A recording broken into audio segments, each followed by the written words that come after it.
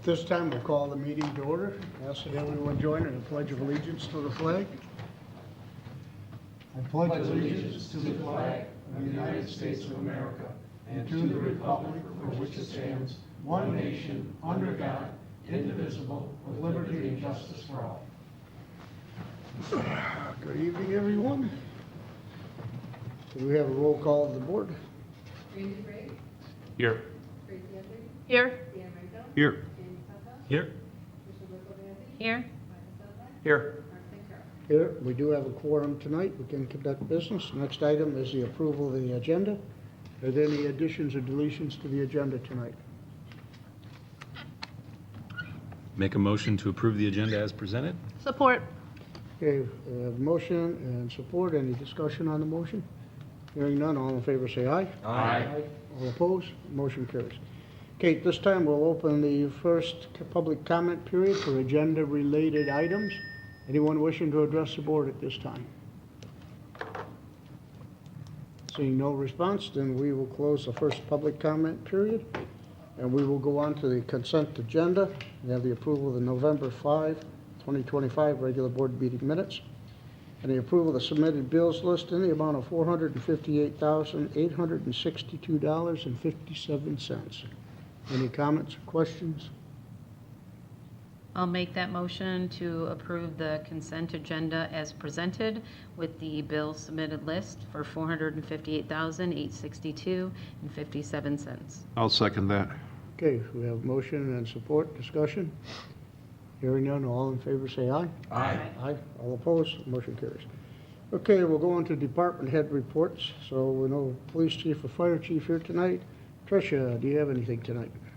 Just an update that we got the tax bills approved by the county, sent to the printer. They will be mailed out on the 28th of November. We will actually have the bills available for just preview tomorrow on our website. Payments cannot be made till December 1st, but if residents want to see, one good thing for the residents in the Brighton area is the millage rate for the Brighton debt went from 6.19 down to 2.92. So I'm sure we won't get a bunch of residents calling us asking why their taxes went down, but we've actually had quite a few that have already actually called. That's temporary. And Just wait till next May when they put it on the millage. so we did explain to them the millage decrease at this point, so that's at least a little less pressure. The newsletters will be, the newsletter will also be on the website as of 12/1. Maddie's working on final phases of putting that all together. And then on Tuesday, I opened a 115-day CD with Flagstar for $250,000. Just trying to diversify some more funds that we don't need for immediate projects. At 3.86, it's a little bit lower than some of the money markets, but we're also diversifying into other entities and other avenues. In 90 days. It's 115 days, and we get it back out. If the rates go up, then may reinvest it. Other than that, we are looking to reduce the budget through our DocuWare system that we have, going from, I think, 17 users down to possibly 4, which will cut our budget from like 15,000 to I think $3,000 for the year. So that's going to be a nice budget savings for all the different departments that we're using it, because between BS&A and what we also have with our storage, the DocuWare is kind of, it's not needed. I wouldn't say it's not needed, but it's just not utilized enough for that cost that we're looking at. So I found it to be somewhat cumbersome, so yes. I like the way I'm storing it right now on the server, so, and I think it's the way a lot of people, it kind of mirrors what DocuWare would do it, but it was, convoluted how you had to do it. Yep, so that's kind of where we're at, and just preparing my budget to get to Mark hopefully by next week. So that's it for the treasurer's office. Okay, Michael. So we went through the board of canvassers with the county on our past election, and last week we got the wonderful news that we're going to have 2 audits. One by the county is going to audit one of our precincts, and I guess Benson must have heard all those things I was saying about her because the state is going to audit our early voting. Obviously, I'm not the least bit concerned about it, but that'll be in December. So that'll really show that we have to have everything, all of our Ps and Qs in order. And we have done that, so I'm not the least bit concerned. Okay. Nothing else? For now, no. Okay. For me, basically, I think everybody knows right now is budget time. Budget time. So, it's kind of fun with me being here all day long, every day. It gives me a lot of time to work on budget. And quite frankly, I'm ahead of the game quite a bit this year. Actually, I thought Michael was gonna beat everybody in, but he didn't. Al beat Michael in. Oh, come on. Are you serious? Yeah, I'm gonna Al had it I'm in. gonna talk with Wendy tomorrow. She held me up for a day.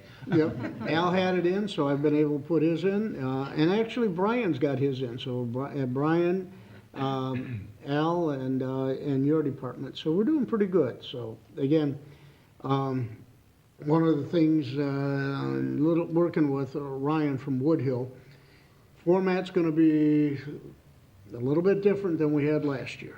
But at the end of the day, right now I have done all other funds with the exception of 101, the general fund, 206, 207, that's about it, other than a few of our individuals. So everything else, I've gotten the preliminary numbers in, and so we will be getting the draft budget out here in December. And at that time, we'll make it available electronically, but I'm going to suspect that as we go through it with all the numbers and lines, that everybody's going to probably want a paper copy to work from too, when we go through our budget hearing. So other than that, it's been pretty busy. Now, that's the supervisor's report. Okay, with that, Michael, any correspondence? No correspondence. Okay, then at this time, I will move to public hearing, Oakwood Meadows Road Improvement Assessment Rule. With that, I don't know if I'm going to go through my whole spiel, but I guess maybe I should. The township received petitions for the improvements due to the roads within Oakwood Meadows, which includes repair catch basins and curb grades, 24 of them, place 4 inches of 13A mixed asphalt surfacing, all together with necessary approach, shoulder, and turf restoration on the following roads: Daleview, Atwood, Sequoia Lane, Ponderosa, Sumac Lane, and Larch Lane. Number of parcels are 96. Of the 96 parcels, 69.65% of those parcels signed the petition for the improvements. The first public hearing was on the necessity of the improvement. That was held on October 15th, 2025. Tonight is the public hearing on the assessment roll. When I open the public hearing, each speaker will have up to 3 minutes for comments on the roll. The total assessed amount is $1,234,645.40 spread against 96 parcels. The no interest prepayment deadline is January 5th, 2026. Interest begins to accrue on unpaid assessments on January 6th, 2026. The first installment of unpaid assessments will go on the December 1st, 2026 tax bill, and unpaid assessments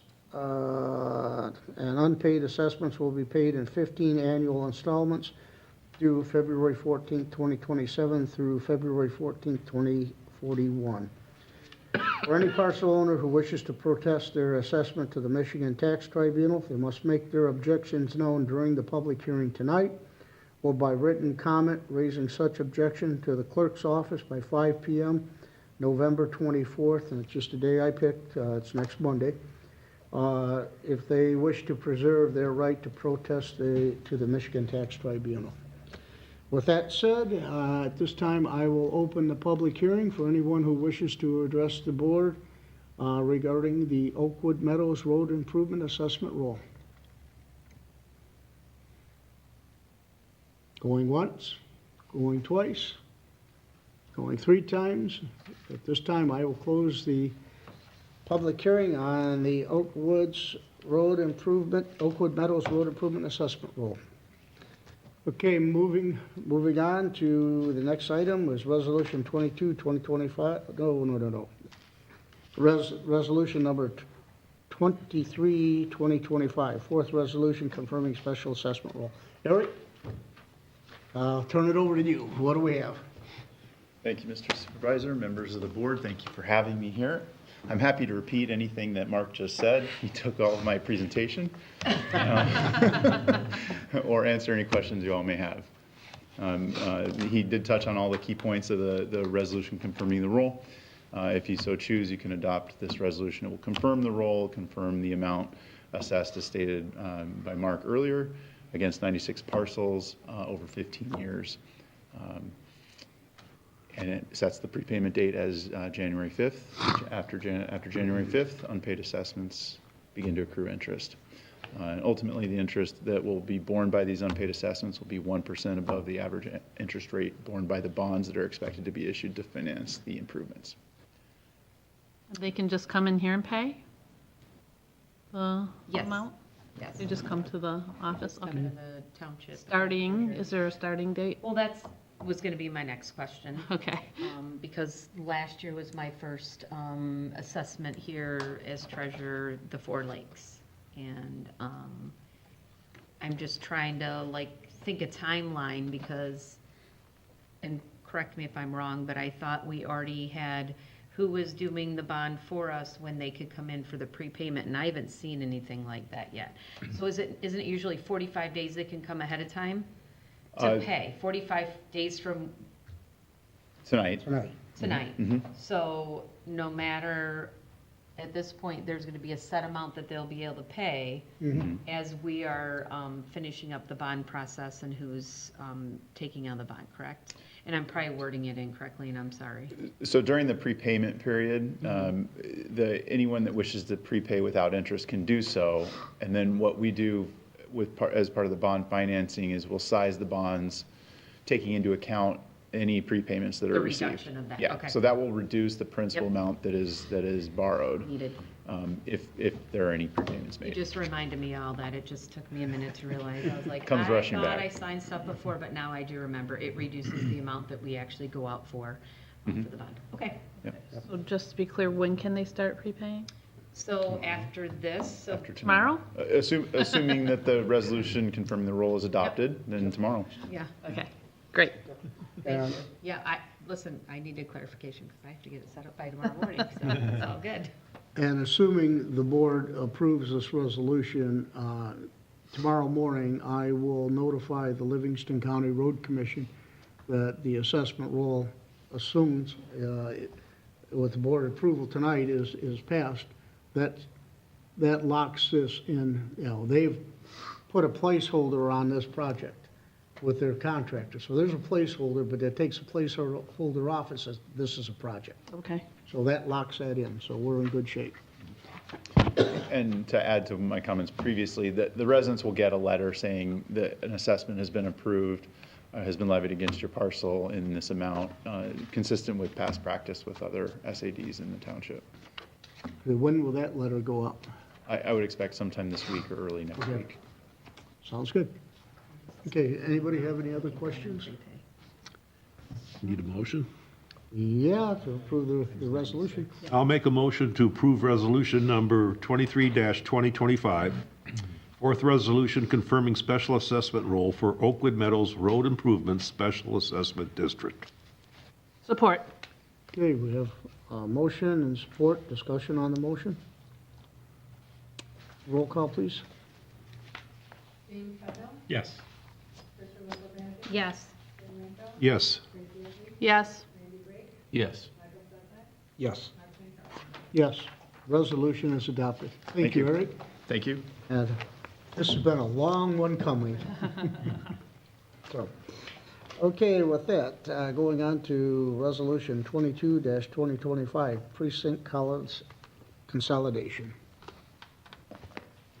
I had talked to the board about this earlier with the state is probably, well, it's not probably, it is going to be mandating that we replace all of our election equipment, which is over 10 years old now at this point, and they've come up with new and better equipment. We were told to plug in $15,000 per precinct and not expect any refunds from the state. We had looked at this earlier about consolidating, and which was one of the primary reasons I wanted to hold the early voting here in the township to see how that affected the AVs and how many people came to the polls for AV voting. After we analyzed that data and looked at it, we decided that with the new state limit of 5,000 per precinct, we would be able to do that to reduce the precincts from 11 down to 8, which would then allow us to reduce the absentee counting boards from 5 down to 3, and essentially save $75,000 just in hardware cost. Then you put the maintenance of that hardware on top of that, and then you put the programming for all the machines that would require. And there'd be 3 machines per precinct because you have the VAT, the tabulator, and then without precincts, it's VAT and tabulator, but you still have upkeep on those as well, that they have to program them. So we made the decision, looked at it. Wendy worked just really great job of keeping the precincts to where each one of them still has room to grow by at least a couple thousand people. So this will work for the future and bring us down to 8. So that's reflected in my budget that I turned into Mark, so hopefully you will agree with this. We can keep that the same. But we're expecting more mandates from the state and less money from the state. As usual. So this keeps all of the precincts without split ballots. So you won't go to a precinct and have to ask about, is it Brighton or is it South Lyon or that type of thing. So that simplifies cost on the ballots, simplifies our workers. They're not real happy about this consolidation because there'll be fewer of them. And a lot of the seniors count on, that little extra kick. But hasn't it been a problem trying to get election workers too over the last few years? Well, it has. Early voting? It has. And to be honest with you, we've been gathering in election workers from multi-counties. It was very interesting. The gentleman who was just appointed as the clerk in Genoa Township was one of my election workers who lived in Genoa. So he got trained well here, and he appreciated that. He says that has helped him a lot. So this is a way to consolidate cost, save money, provide the same service that we've been because of the amount of people that come in for early voting. So the $15,000 you said, did you say per precinct or per polling location? Per precinct. Or you're looking at a $120,000 hit? Well, yeah. If we were to keep it at 11, so you would have, you'd have 11 precincts, 5 absentee counting boards, and early voting. Yeah. So essentially 17, and we're dropping that down. This is a big cost for us. Oh, it is. Yeah. This is a big cost for us. Wow. This is not, I look at the clerk's budget, and I'm thinking, how are we getting $1 million a year in the clerk's budget? Yeah, Until I you- asked the same thing. But, well, and believe me, I look at this and I go, what are we doing? But when you look at all the things that we're required to do, it starts adding up fast. Just these maintenance contracts on these machines is for the amount of use that we get out of them is ridiculous. So, and then programming. So for each election, the county charges us to program them. So not only do we have to maintain them, we have to pay for each election's programming costs to be able to put that information in there. And all of this adds up. you start adding this all up, and it doesn't take long to get where we're at. So, I would appreciate your support in doing this. The county would like this obviously as quickly as possible so they can put it in. I was gonna wait till the first year, but when I was talking to the county clerk about it, she said, if you can get it in ahead of time, she said, that would be fantastic, so. Well, from my perspective, It is a resolution, so we need a motion to adopt Resolution 22. Okay. I'll make a motion for resolution number 22, 2025, reducing the voting precincts from 11 to 8. Additionally, reducing the polling locations from 8 to 5 in Green Oak Charter Township. Support. okay, any discussion on the motion? Hearing none, roll call, please. Dan Randall. Yes. James Conley. Yes. Tracy Atkins. Yes. Vicki Rosenberg. Yes. Randy Wright. Yes. Michael Petrick. Yes, Kathleen Carlson. Yes, resolution is adopted. thank you Michael. very much, I appreciate it. This is going to be a big. Okay, Yeah. next item is the update on the radio tower agreement with county. Well, that's interesting. Okay, are you gonna handle that? Because I'm not. No, I'm handling it. Okay. So we had a meeting with the county 911. So I guess the first thing that we should be doing is we should be pleased with ourselves that all of the heat that we brought upon the county commissioners, and all the communities did this, had a positive result. And they agreed to spend $16 million to update all the communications in the county. Our tower being one of them, which we said that they could cohabitate with us. So what I wanted them to do, because we had talked before, and I thought, well, it's better to ask for the sky.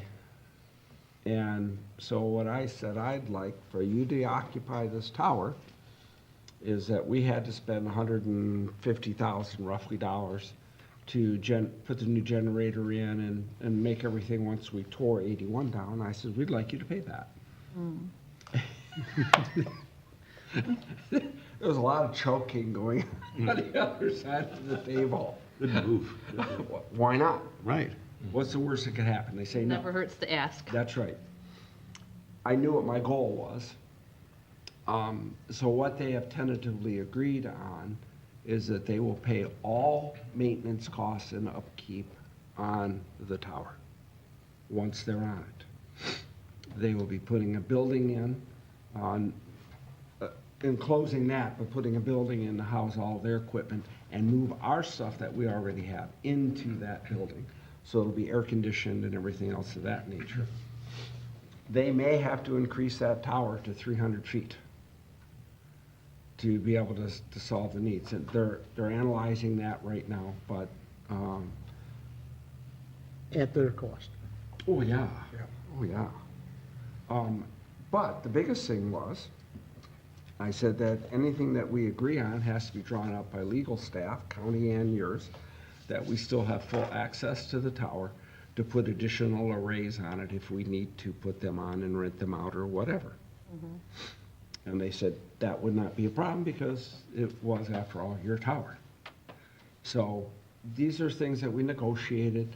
They seemed okay with it at the end. And I just said, we're not going to pay to maintain a tower that you're going to have the most equipment on.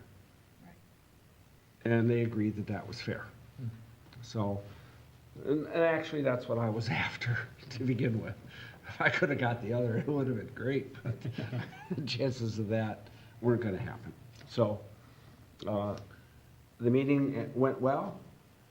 They're off talking and we're waiting. So, Sounds good. How long do you think?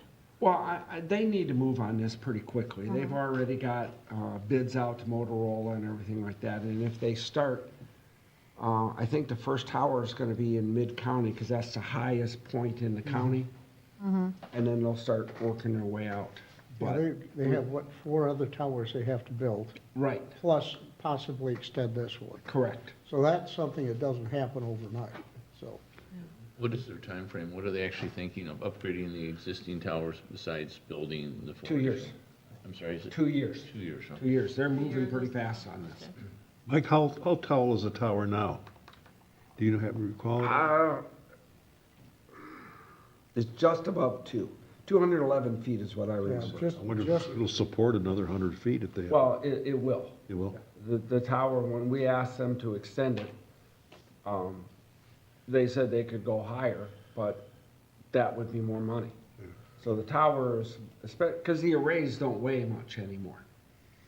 You know, it's not like, even when we built that tower, you look at the arrays on the older cell towers, they're huge and heavy. Well, the new ones now, you know, they're just, they don't have the bulk. So you could hang several arrays on that tower. Yeah. That- And I gave them all the blueprints for it and everything, and Motorola built it. So if there's anybody who knows what it has, Motorola will be able to do that. That's the update. okay, well, that's good. Good update. Good news. Yep. Good news. Good news. Good work. Kevin was super pleased, I imagine so. because that's gonna help us. And if Yeah, we save them money, you know, now we start putting pressure on them for radios and those kinds of things.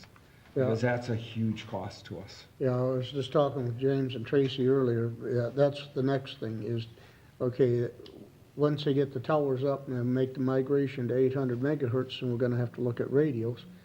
And we need to put pressure on, I think, at least I believe, putting pressure on the county commissioners to raise that 911 surcharge that they can do to, and help pay for radios. Well, and Randy, you were as well. We were around when 800 came in. Yeah. And they promised us at that time that they would support and gave us all the radios. And they gave us a second round of radios. Right. Well, we've had a change in the county commissioners, and the county commissioners got very frugal and decided to keep that money in-house. And that really left the fire departments on these very expensive radios out to dry. That's why, 5K plus. It's interesting, that money was destined for 911. Bingo. How can they take it separately and put it in someplace else? Well, here's the shell game that they use. So let's say they had a budget of $100,000 that they gave from the county to 911. And the millage brought in $100,000. Well, they went, well, okay, there's your 100,000. We're taking our 100,000 back.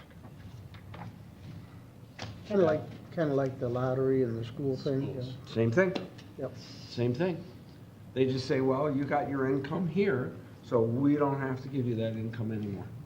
And it's just that, it's unfortunate, but that happens a lot. So with this update on the radio towers, obviously just an update at this point, because when anything specifically might happen that we do have to come out of pocket, Mike, the money you tried to get them to pay for, will that come forward to the table? You were talking about the 150,000. Oh, we've already paid it. Okay, so that's, So Yeah, that's it's already all been- done. I handed them the invoices. okay, cool. So we don't have to make a motion, no No, no, action, no, this no, is no, just a no, strictly no. an update. What I did is I asked Kevin, can you give me the invoices for the generator and all that stuff, and he gladly gave them to me. We had to- Mike was prepared when he went to that meeting. Nice. Is there anything we can do for you? And I went, yeah, here. Okay, so that was just the stuff that we had in our original stuff that we did for the police, or fire department. Okay, thank you. All right, You gotta be prepared. yep. Okay, that's the update on the radio towers. Thank you. Discussion items, are there any discussion items needed tonight? I just had a quick question. I don't know if you know, in the update on that Paragon Bridge? Yeah, I mean, Four Lakes. Yeah. Helicals went in yesterday and today, Okay. and we'll be doing some more helicals tomorrow. That's the piers that the bridge sets on. We're gonna try to wrap all that stuff up tomorrow, and then they're gonna take the next week off, Thanksgiving. Of course. But then right after Thanksgiving, the two bridge sections should show up, and then they'll set the bridge on the helicals, weld them down, do the ramps, and they have a bridge. So awesome. by mid-part of December, this should be wrapped up. That's pretty cool. And Merry what- Christmas. what was interesting, and I have to say this was interesting because if you watched what was going on out there, and working with Chief Gentry, when the chief and I were out there. They told us that most generally throughout this project, the shutdown time, that they would not be able to get back there with fire apparatus or ambulance. They could cut that down to about 1 minute. So that, you know, if they were doing something, they could clear it, let them get back there. Now, they've been able to maintain car traffic through there, limited, very slow. What's interesting is the HOA has one person on one side of the bridge, and one on the other, directing traffic. So it's a community effort. That's cool. That's So, yeah, I mean. Well, I know they're it's good. excited to get it done, and it sounds like it's gonna be done in time for Christmas. Well, what was really funny is Debbie and I stopped out there this afternoon after our meeting at South Line Rec. And here's a Amazon truck parked there at the sign where it says road closed. Uh-huh. And here's this Amazon driver hoofing it out from back in the subdivision someplace. Oh, boy. That had to be a heck of a delivery, huffing and And the worst puffing. part is, he can't turn that package over to anybody else to run it back there. No, so everybody's doing their part. to make this Temporary happen. inconveniences Yeah. for a good final product. But it was also interesting today because I had looked at the drawings, you know, for the helical piers. Right.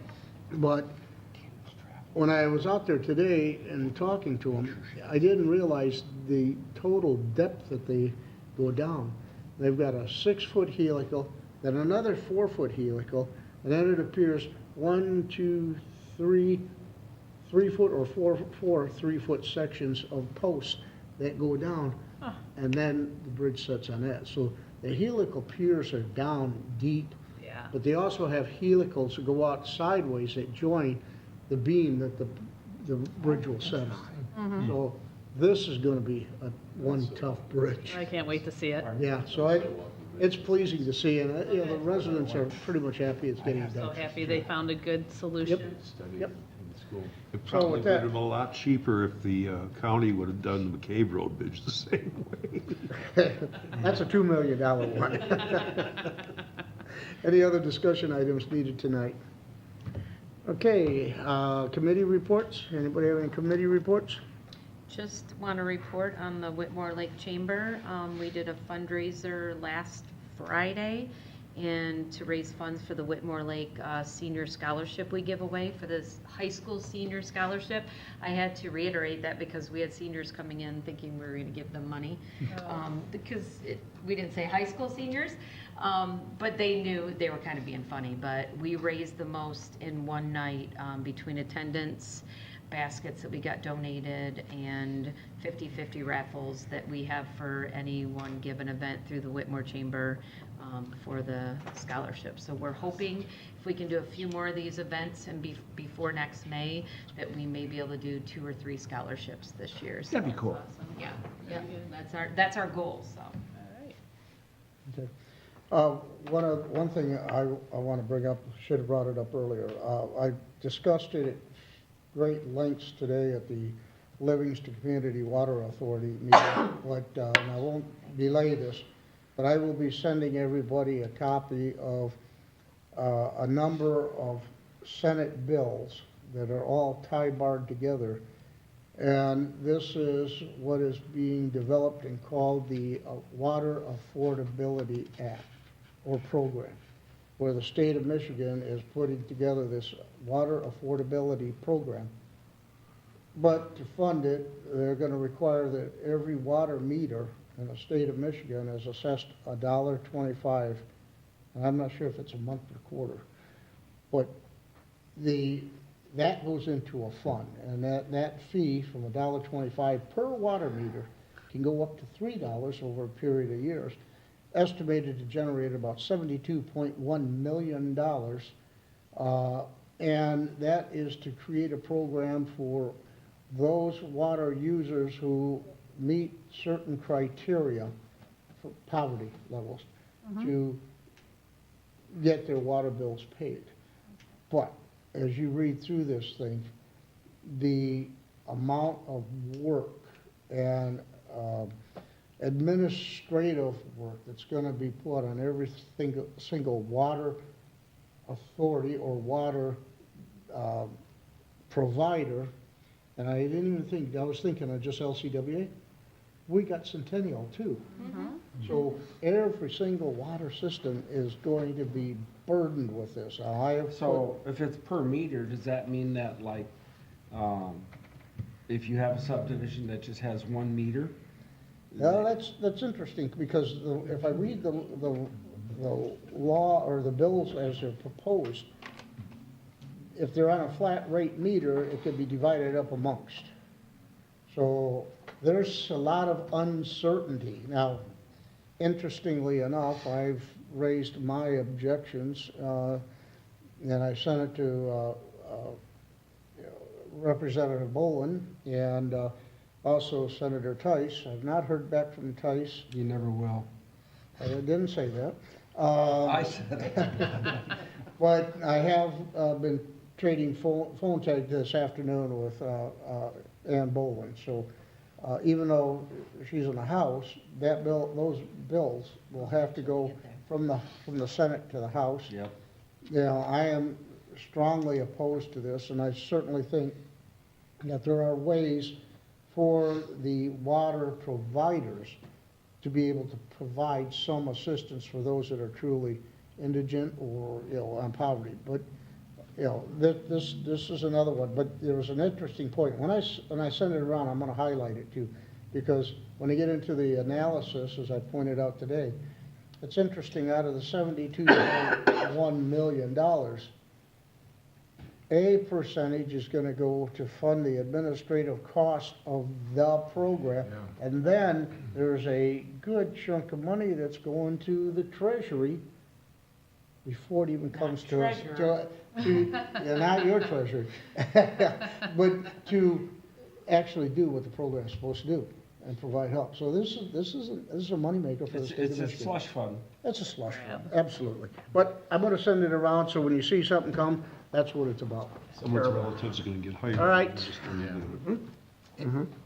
Okay, next item, executive session, there's none needed tonight. We'll open the last call to the public. We will close the call to the public, and at this time, we stand adjourned.